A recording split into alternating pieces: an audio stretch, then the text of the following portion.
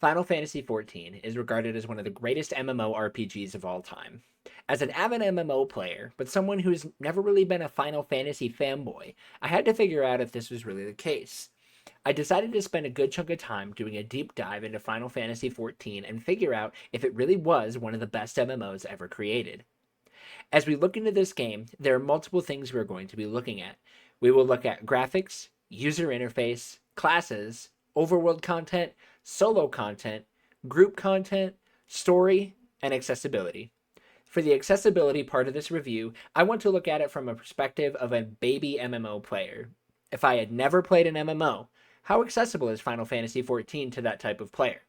And without further ado, let's dive in to Final Fantasy XIV. The first thing I want to talk about, and honestly, this is the least important part of an MMO for me, it's the graphics. When I look at the graphics of an MMO, very rarely is this something that I would consider to be a deal breaker for me. I mean, after all, my favorite MMO is The Lord of the Rings Online, which I'm going to be completely honest, does not have the best graphics. So going back to Final Fantasy XIV, all I can say is that these graphics are very well done.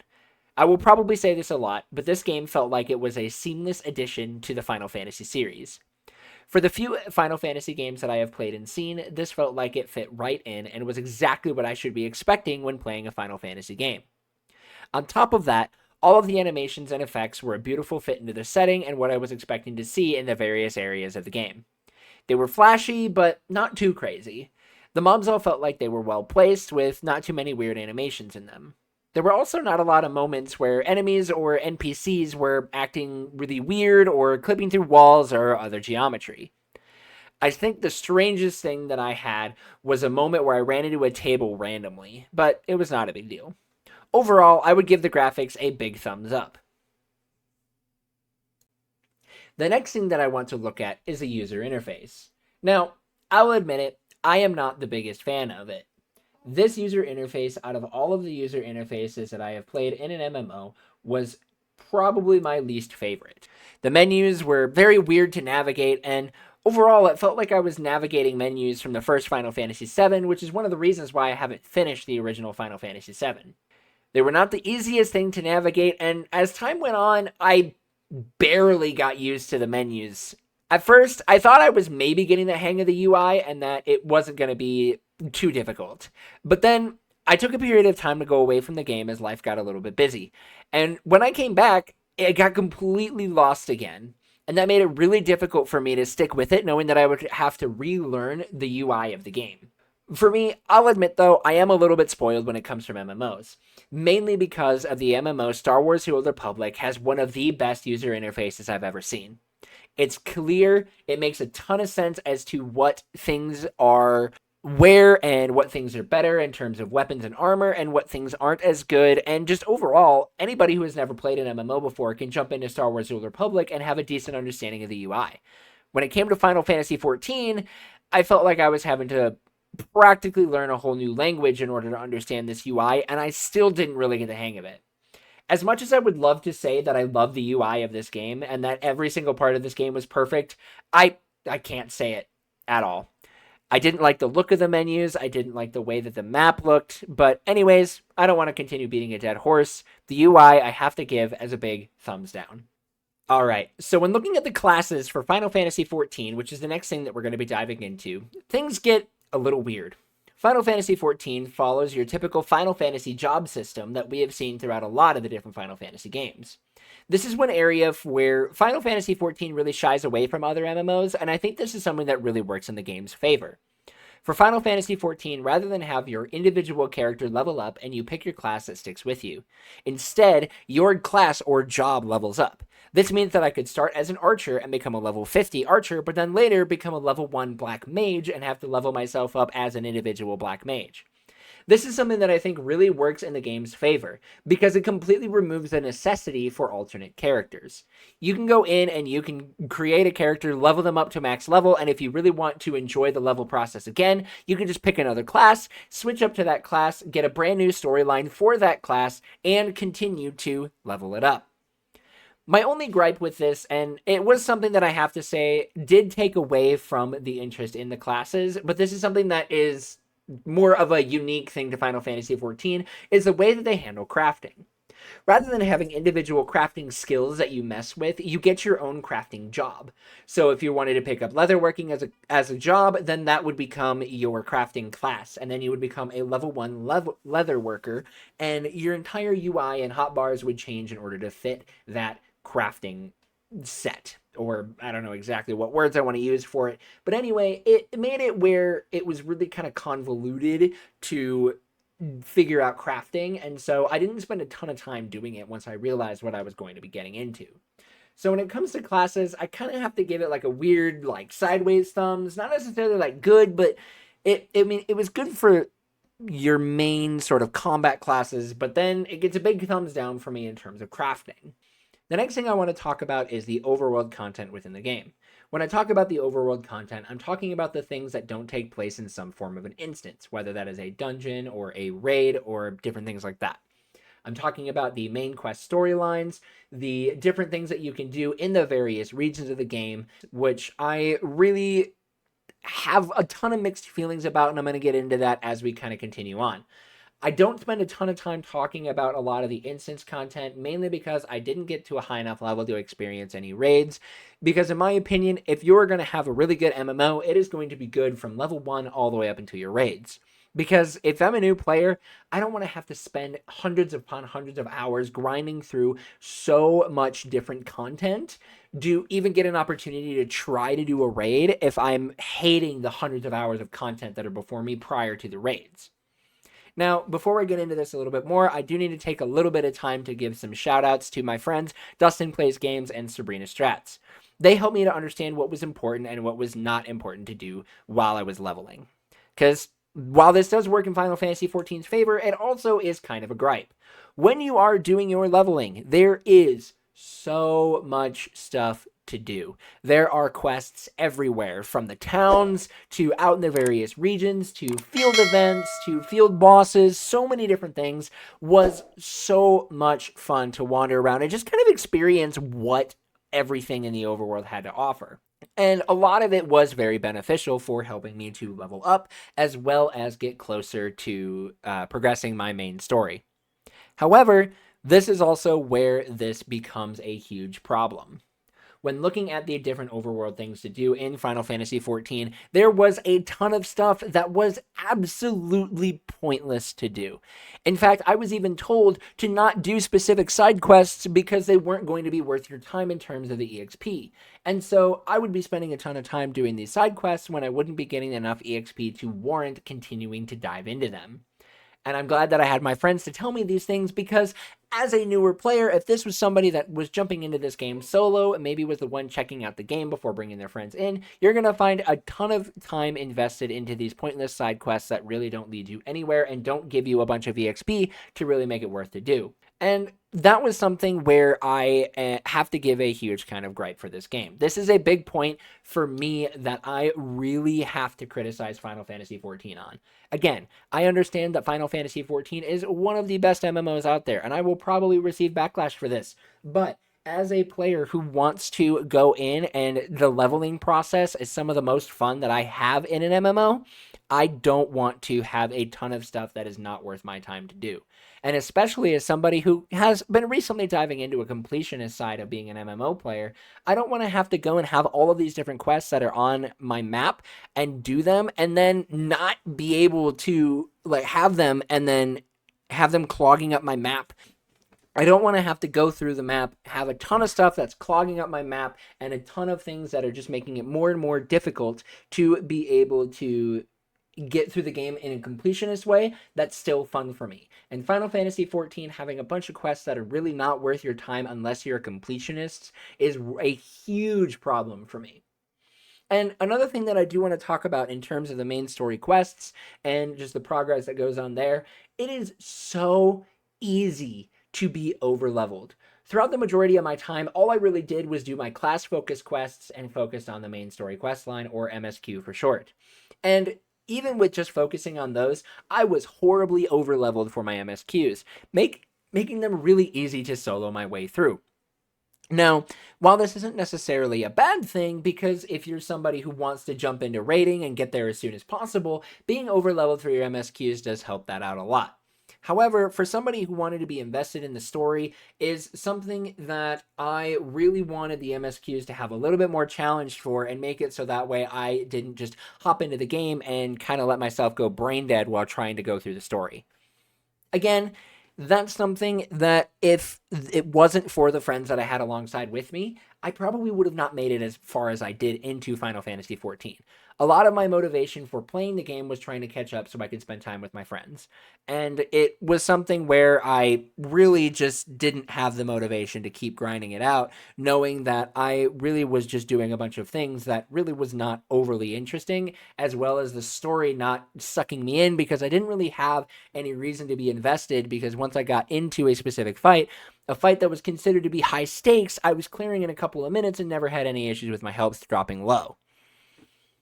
So overall, I would have to give a lot of the overworld content and leveling process, I do have to give that a big thumbs down, which I'm sure I'll receive a lot of flack for, but hey, that's me. And I'm going to stick with my opinions, and if you don't like it, that's totally okay, because everybody can have their own opinion. The next thing I want to talk about is what you can do as a free trial solo player in the game. Specifically, I'm going to be focusing on the solo content. I spent a ton of time while trying to catch up with my friends doing a lot of the content solo, because all of my friends were significantly higher level than me, and so when we were jumping into dungeons or if they were helping me out into the MSQs, then they were just plowing through things and making it not as fun, and I was already over leveled for everything anyway. Anyways, as I keep going, for a solo player to do, especially in the free trial, there was a ton of stuff to do solo. The game really felt like it was rewarding you for playing as a solo player and not needing to feel like you had to constantly be in a group. Especially as somebody like me who spends a ton of time in my MMOs being a solo player and solo clearing content and going through a bunch of different things solo, I am very, very thankful to not have to worry about being in a group. Because especially for me, being in a group in MMOs, especially with strangers, came out to be a more negative experience than it actually came out to be a net positive because of certain MMO communities. And because of that, takes a lot for me to actually get into a group in an MMO. The one thing I do want to give as a bit of a critique is when you are trying to do a solo dungeon or a trial, which is another one of the instance content that's available that is not a raid, they give you a NPC party that will fill at the level of that certain instance.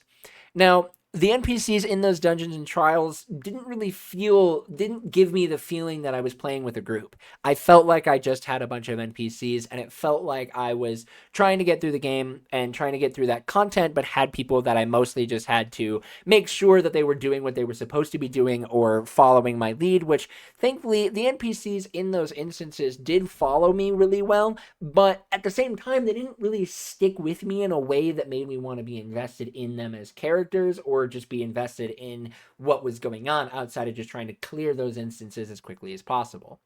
It didn't necessarily ruin the experience, but it really didn't help it either. Next thing I do want to talk about is I do want to kind of transition from that into the group content that is there for Final Fantasy XIV. Now, I do want to spend a ton of time talking about the actual content themselves, like the dungeons and the trials, and if I queued up with different players, I will say that this game did work out really, really well for queuing with random people. The dungeons were quick, they were fun, queue times were super fast if you had to pick up random players, or if you were just queuing solo into a group with other players versus queuing into it with NPCs like I did for a few times. Now, again, I do want to specify, I didn't dive into any raids or a ton of high level content because I didn't want to spend a bunch of time diving into the hundreds of hours of content just to be able to try out a raid for specifically this review. And I do want to, but for what I did experience, it was fun. However, I have one major gripe with Final Fantasy XIV.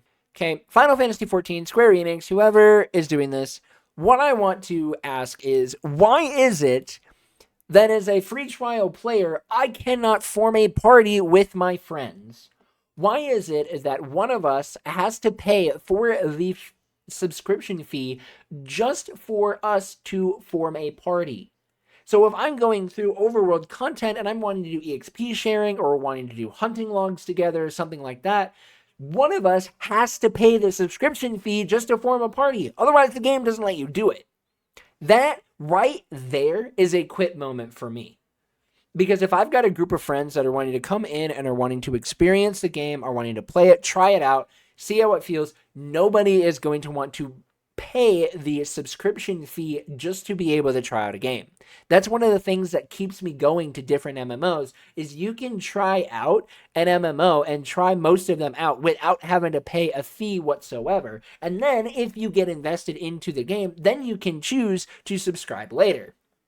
But for Final Fantasy XIV, just to want to try and form a party with my friends, I have to do a subscription in order to form a party with my friends.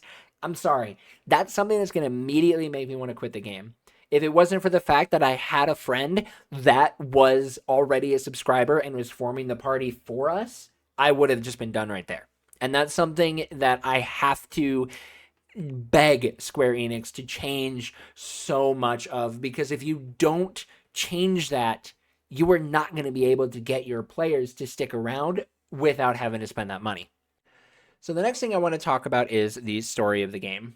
Now, overall, I did find this story pretty interesting. A lot of the story in The Realm Reborn just focuses on the politics of the world and the different main factions that are all either working together or are rivals. But for yourself as a character, you're just showing up as an adventurer wanting to make a name for yourself in the world.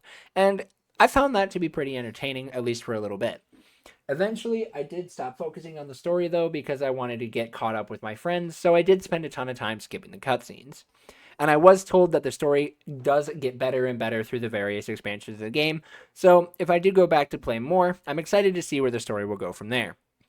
Now, one thing as I focus on the story here, if you are somebody who is playing for the story, it will be really nice that you do get to be over-leveled for the main story quests, so that way you don't need to spend a ton of time just grinding EXP to be able to progress the story.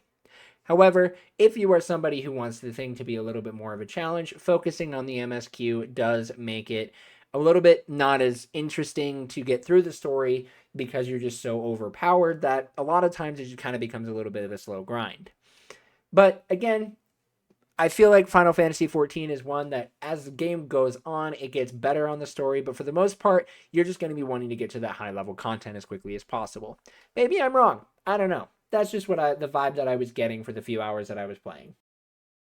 Now, the final thing that I do want to talk about is the accessibility of the game. When I talk about the accessibility, this is something that I want to talk about from the perspective of a new player.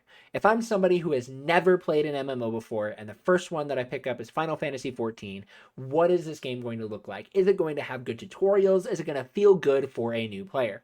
And this is something where I'm kind of at a toss-up. The character creation and the tutorials for the game were really, really good. However, the map and the UI were terrible. I talked about that earlier, so I'm not going to go and go back onto that soapbox and spend a ton of time beating that dead horse on my thoughts about the UI, because I already did spend a good chunk of time talking about it earlier in the video. The one thing that I do want to say, though, is that if I am a new player and I cannot understand the user interface of the game, then it is probably something that is going to be a quit moment for me. Especially in an MMO, the UI is a big part of the game. And so you want to make it really understandable. And for the most part, if I were to make any major changes to Final Fantasy XIV, it would be that UI. That would be the biggest thing that would be considered a quit moment for me. And so as a new player, I would love to see that get fixed so that way newer players who are jumping into Final Fantasy XIV have an easier time understanding it, and they don't have to spend a bunch of time just trying to figure out the UI and can just focus on getting through the game and enjoying it. Overall, I definitely understand why Final Fantasy XIV is regarded as one of the best MMOs of all time. Especially if you were somebody who is a big fan of the Final Fantasy universe, this game would be a perfect fit for any longtime Final Fantasy fan who is maybe not sure about getting into an MMO. Even if you are not a Final Fantasy fan or are barely introduced to the series such as I am, this MMO proved to be a ton of fun and a great way to see more of the world and begin to explore more areas of the various Final Fantasy universes. I did have a ton of fun playing the game, and if I were to rate this game from a scale of 1 to 10, with 10 being the highest, I would give this game an 8 out of 10. The only major docking points coming from a ton of useless overworld content and the UI needing a bunch of work. But none of those were big enough issues to ruin my enjoyment out of the game thanks to the help that I had from my friends. Once again, I do want to give a huge shout out to Sabrina Strats and Dustin Plays Games for showing me the ropes and helping to guide me. Without them, I would be doing a ton of random quests, and I probably would not have enjoyed the game nearly as much as I did thanks to their assistance. And as always, too, I do want to give a huge shout outs to my monthly Ko-Fi supporters who help to make this channel and everything that we do here possible. If you guys are interested in checking out my Ko-Fi, make sure you guys go and check out the link down in the description below. It will give you early access to videos as well as a shout out at the end of videos here now going forward. Thank you guys so much for watching this video. Make sure you guys subscribe if you are interested in more MMO content in the future. If you guys have an MMO that maybe you would like for me to check out and give a review on, let me know down in the comments below. And if you enjoyed this video, please make sure to leave a like as well, because that lets me know that this is content that people are enjoying. As always, you guys are loved, you are valued, you are fearfully and wonderfully made, and I hope you have a wonderful rest of your day. Thank you so much for watching.